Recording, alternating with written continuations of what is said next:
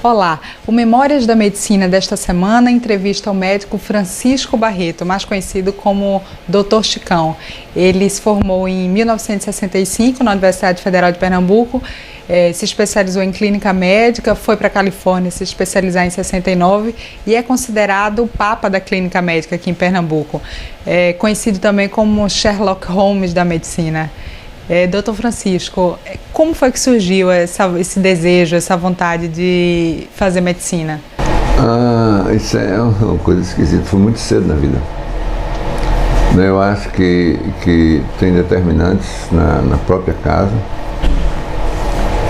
Aos 11 anos de idade, uma ideia muito clara de ser médico ou ser padre, né? Foi uma coisa que me ocorreu assim nessa época. E também durou pouco tempo a ideia de ser padre, né? Eu preferi ser um bom sacerdote fazendo medicina do que ser um padre sei lá, até mal caracterizado. Mas foi cedo, não pensei nunca fazer outra coisa.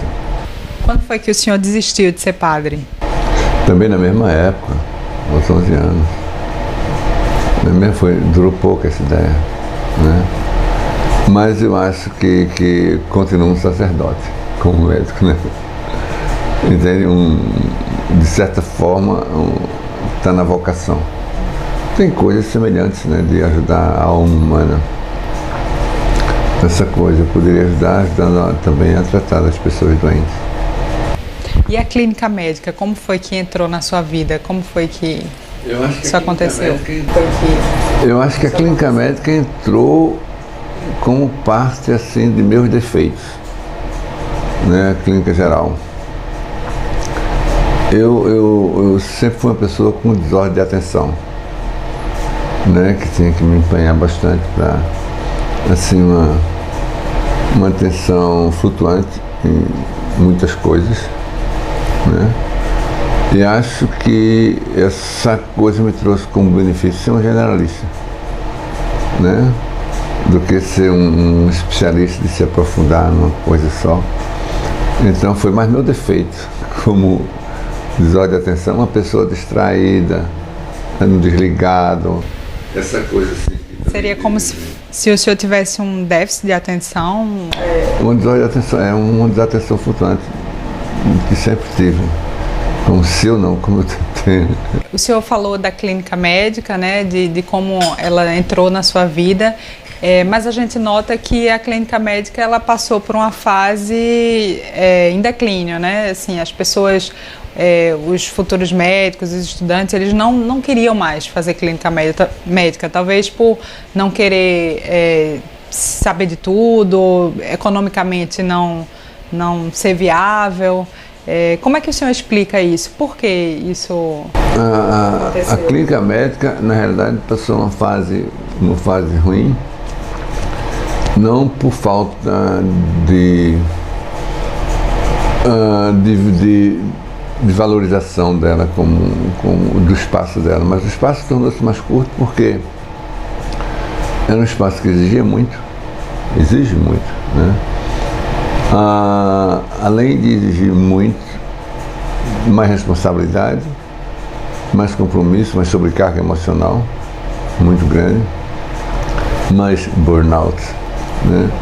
Mais sofrimento e pouco retorno econômico. Remuneração aquém das outras especialidades. Não tinha muitos procedimentos associados que se pudesse invasivos, que pudesse trazer dinheiro, máquinas a usar, endoscopias, biópsias, essas coisas todas.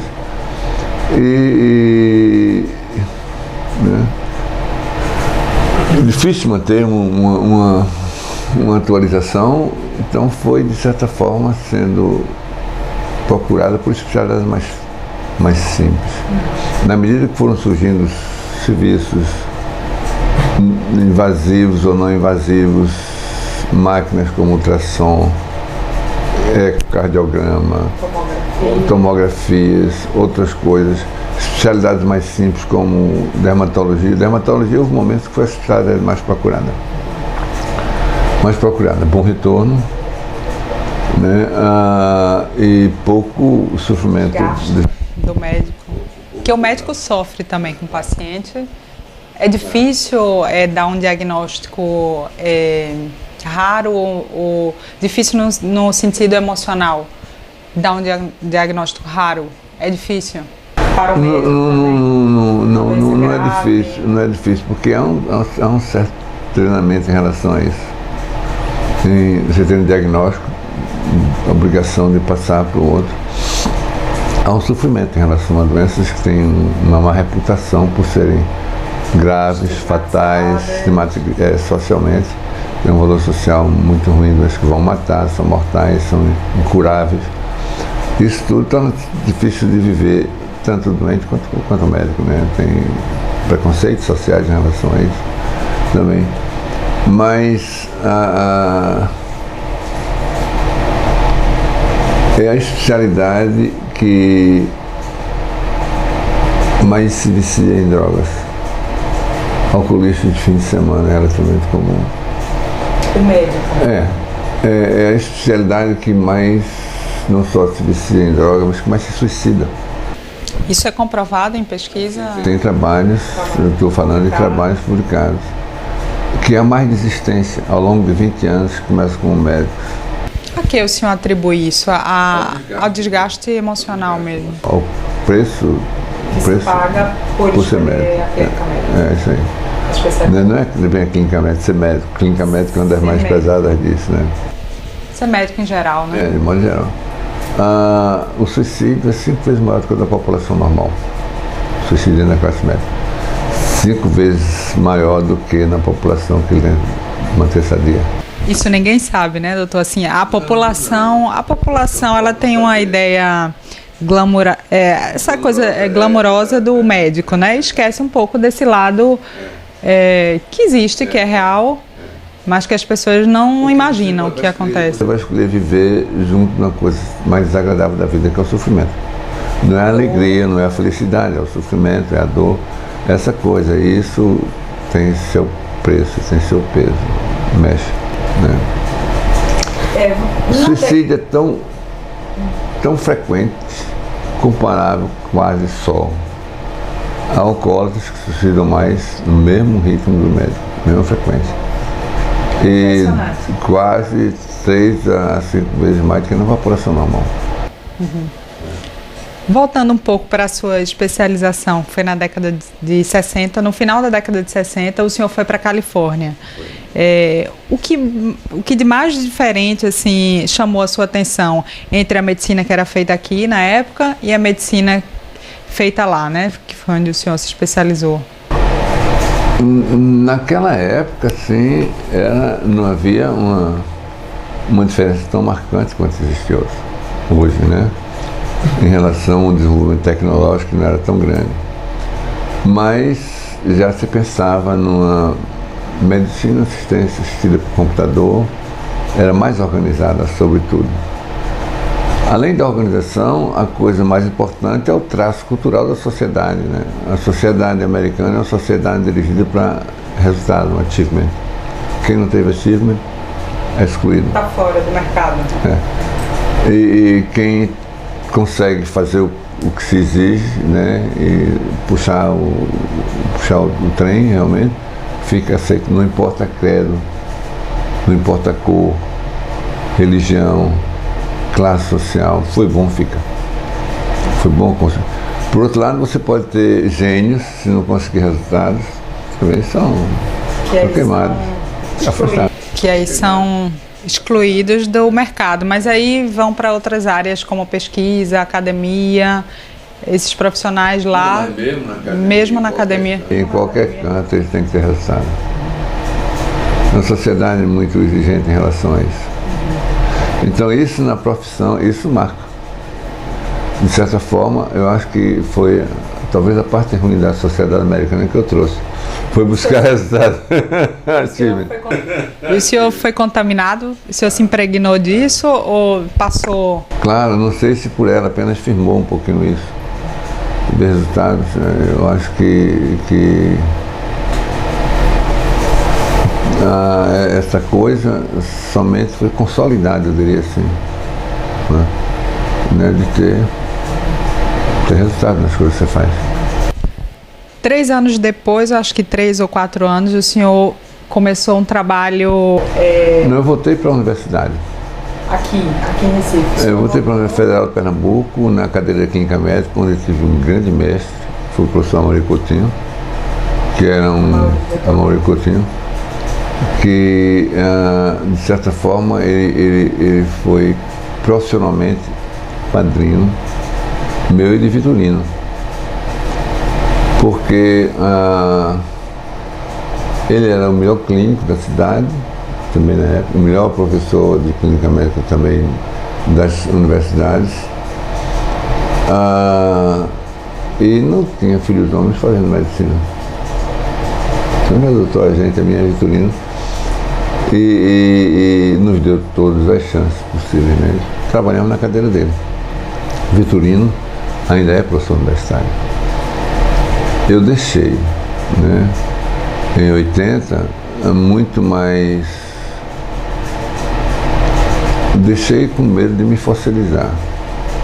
Essa é a verdade. O jogo da universidade é um jogo que você tem que se adaptar às moedas que correm lá. Em termos de prestígio, em termos de valor, em termos de poder, em termos de própria perseguição, destruição, essas coisas todas. Né? O espírito acadêmico, o espírito universitário é uma coisa que existia só na Grécia, eu acho. Nas universidades mais antigas existe, na Universidade Americana existe, em termos de você ser bom. Existe o jogo sujo também, existe essa questão do poder, existe uma certa anomalia na escolha de ser professor, basicamente, em que você às vezes procura... É difícil ser professor? É porque a remuneração é ruim, né? É muito ruim, aqui não se valoriza isso. Ou você tem professor ganhando que ganha o ascensorista no elevador. Você passa uma vida se dedicando, se especializando, investindo, deixando ela de lado para se aprofundar no conhecimento, se tornando um cientista, investigando, né, aprendendo os meandros da pesquisa científica, para igual um ascensorista. Toda sociedade que você não tem hierarquia em relação à vida laborativa também não é valorizada. A instituição fracassa. Aí em 73, até 73, 74, o senhor ficou no Agamenon, onde foi pioneira de um trabalho de residência fora de hospital, da universidade. Foi a primeira residência fora da universidade, no hospital, acho que do Brasil até. Pode ser considerado no INAMPS, né, onde se pagava previdência. Foi. Tinha um diretor que concordou em fazer, o Dr. Siqueira. Aceitou, nós encaminhamos um projeto para o INAMPS, aceitou, abrimos concorrência. Era com 2 universidades, um concurso único. A primeira escolha dos candidatos de melhor nota na época para a residência em clínica médica era o Agamenon. Era fora da universidade. Né? Nós tínhamos uma equipe muito boa, com o Dr. Luiz Fernando Maciel, clínico fantástico, né? Um dos melhores de Recife, talvez o melhor, com o Dr. Henrique Cruz, um cardiologista incomparável, Ney Cavalcante, Marcelo Cavalcante, que já é falecido, né? Ed Oliveira Silva, que era um cardiologista, hoje foi para São Paulo, Vitorino Spinelli, né? Oscar Coutinho. Então nós tínhamos uma equipe fantástica, uma massa crítica de valor cultural e científico muito boa. Teve algum médico que tenha inspirado o senhor no sentido na área da clínica médica ou em outra área? Não, mas claro que teve muitos exemplos, bons profissionais. O professor Amaury Coutinho foi um dos grandes exemplos. Depois o meu professor na Califórnia, Telford Reynolds, né? Um clínico fantástico. Todo o pessoal que eu trabalhei na Califórnia eram excelentes clínicos gerais, apesar de trabalharem num serviço de especialidade, que era o serviço de fígado. Excelentes. E como pessoas humanas fantásticas. Admiráveis. Tinha uma figura lá muito maluca, o Felcher, que trabalhou muito com obesidade e icterícia congênita. Ele trabalhava com gordinho, que ele fazia perder peso, quando fazia o rezinho, a figura ficava ictérico, voltava e descobriu umas coisas da relação recíproca inversa do nível de bilirrubina, o pigmento desse amarelo, e calorias. O trabalho que ele publicou com o nome do doente como autor. Foi uma figura muito esquisita, né? O cliente que ele passou meses estudando isso, sabe como autor do trabalho dele também. Né? Tem uma figura assim louca. Que precisava de biópsia hepática para medir o nível do enzima no fígado, de pessoas normais. A primeira biópsia hepática que ele teve como candidato a esses normais foi a dele. Tu podia vir aqui nesse fim de semana fazer uma biópsia. Por que, Felcher? Não, eu preciso de fígado normal. Primeiro foi o dele. Quer dizer, era uma figura assim muito... Também a outra razão de deixar a universidade foi minha decepção também com o mundo da pesquisa científica, né? Do que cabia para a gente, dentro de uma realidade que a gente não vai competir com o primeiro mundo ainda hoje sobre um conhecimento básico, porque não há capital para isso, em ciências básicas, mas em termos de pesquisa clínica, uma decepção muito grande, com as formas, com as coisas, tanto aqui quanto lá fora. Esse é um problema da academia em si, não do país. Não é cultural, é... Tanto aqui quanto lá fora, não é da sociedade. Né? O que as pessoas fazem em termos de pesquisa, às vezes é condenável, se bem que hoje já existem mecanismos importantes para a prevenção dessas distorções, né? Há sempre um conselho de ética no serviço, qualquer pesquisa tem que passar por isso, tem que ser avaliada nisso, mas é um mundo muito diferente. Muito diferente. O mundo científico em si é um mundo difícil, né? Lá na Califórnia o senhor também se especializou em patologia, né? Mas não... É patologia.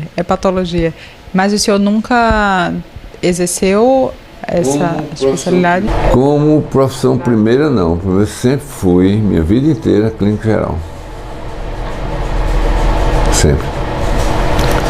Lá na Califórnia tinha uma coisa interessante, nós temos um ambulatório quinzenal de doenças raras, né?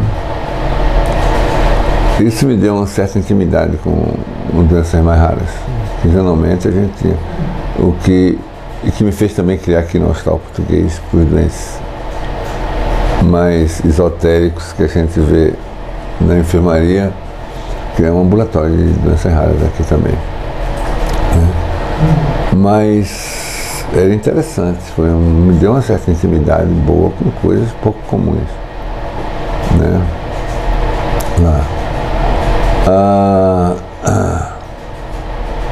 Quando era comum a gente ver um doente que sabia mais da doença dele do que a gente. Sim. Quando era uma coisa, o doente é agendado não só, né? Mas pela doença, a gente podia, antes de vê-lo, saber exatamente o que ia ver, e raramente tinha um doente mais novo para alguém mais experiente ver. Mas a gente podia escolher o que é que eu preciso rever, e, né, conhecer mais e tal, o que é que vai ter nessa próxima quinta-feira, e ver a agenda lá, vou ficar com eles aqui. Coisa muito didática nisso, você podia se dedicar alguns dias antes da leitura a uma atualização prudente que você vai ver que nem, né, vai chegar naquele ambulatório tal dia. Interessante o serviço, essa organização muito boa. Né? Mas foi assim. Agora, nunca procurei ser um clínico vida de consultório. Última coisa que eu queria. E acabou acontecendo. Porque foi o que sobrou de certa forma, e aconteceu bem. Né? Mas a minha intenção, né?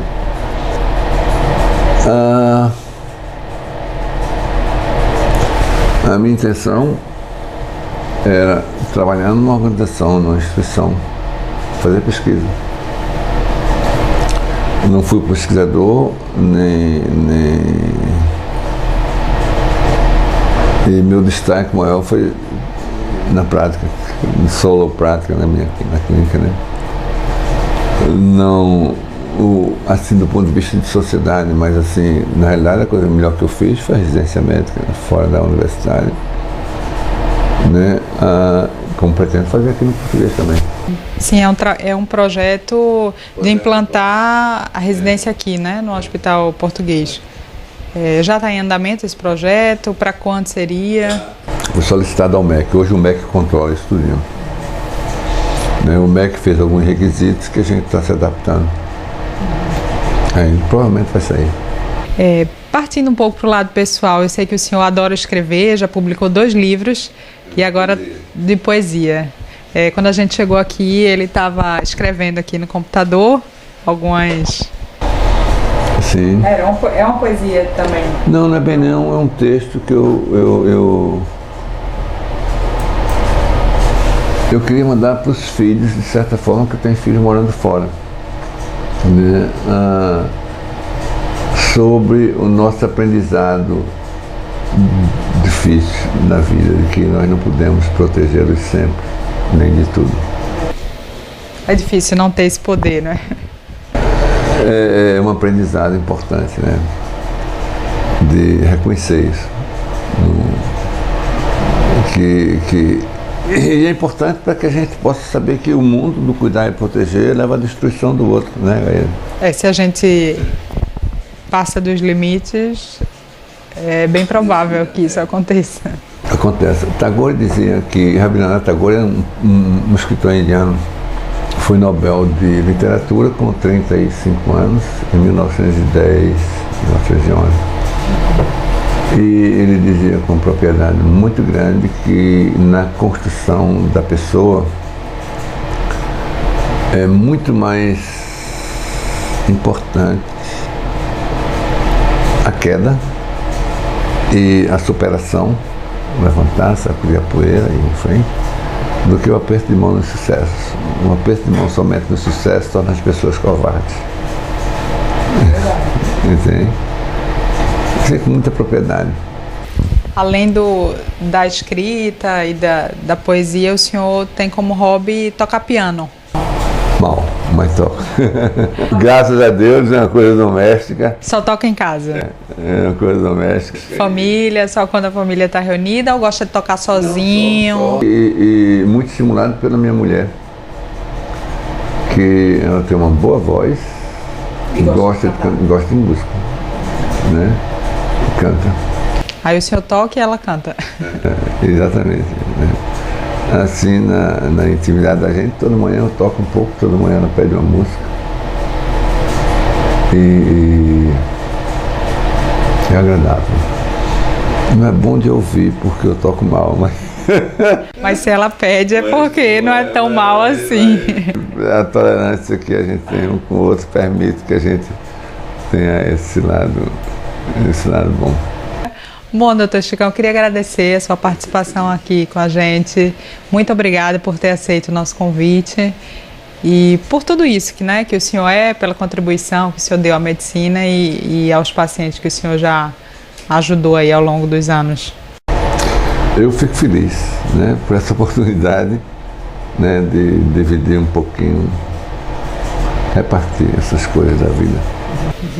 Obrigada. Obrigado. E até a próxima no Memórias da Medicina. Obrigado.